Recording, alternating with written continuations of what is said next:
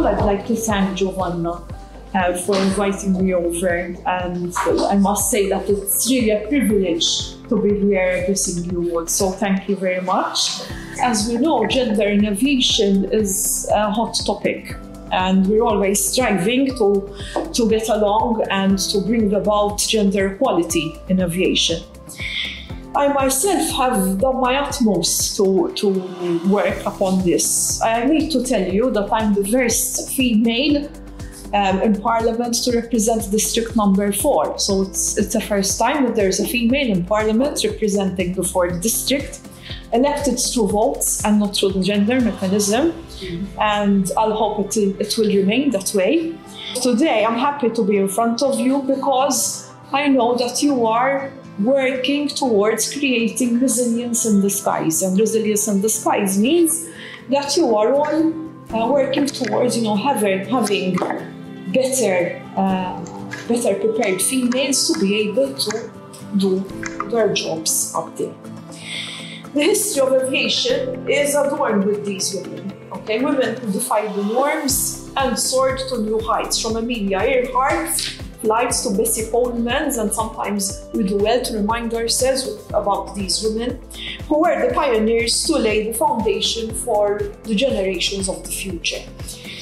In Europe and Malta, we have our own heroines, women who have taken to the skies, managed their traffic, maintained their worthiness, because their worthiness not only being in the skies, but maintaining their worthiness, such as, for example, my niece who works with Lufthansa Technik and is always, working towards worthiness on aircraft is also very important. And also led aviation enterprises.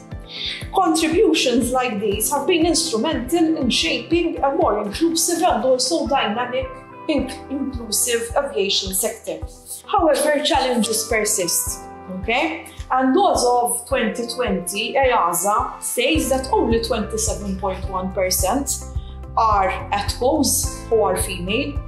While this marks progress, it continues to underscore the need for efforts to balance representation in all the areas. EASA's commitment to promote equal opportunities is evident because it has issued its Gender Equality Plan 2024-2027, fostering diversity and inclusion within the workforce and across the industry. Malta's aviation sector has witnessed remarkable growth, and as of March 2025, I'm sure you all know that there are over 800 aircraft registered under the Maltese flag. And this expansion reflects our nation's strategic positioning and also robust regulatory framework.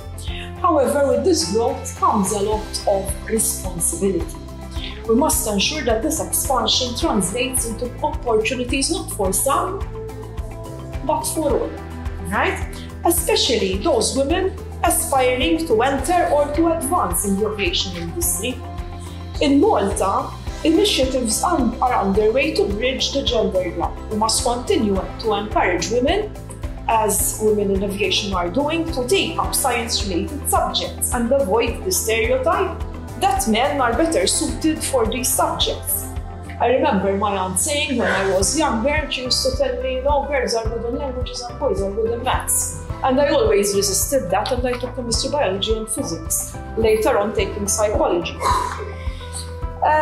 So we have to keep on pushing as well and encouraging the sharing of care burden between genders. We must not forget that free childcare was a government initiative initiated in 2014, but our mission as politicians is far from ready in this aspect, because we must also consider that some professions operate on a shift basis, so they cannot make use of this service.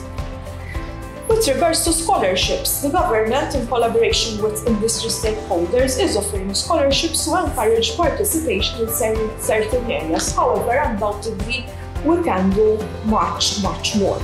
These efforts are steps in the right direction, but sustained commitment from the government is also essential. As policymakers, our role is to create an environment where talent thrives, irrespective of gender.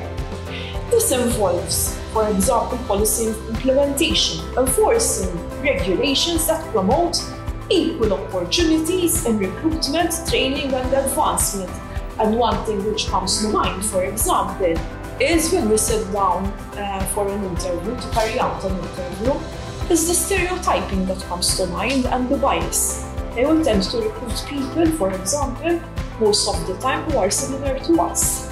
And research endorses that, so we need to be continuously on the ball. Then we must also mention collaboration with EASA through the Civil Aviation Directorate and also the European Commission.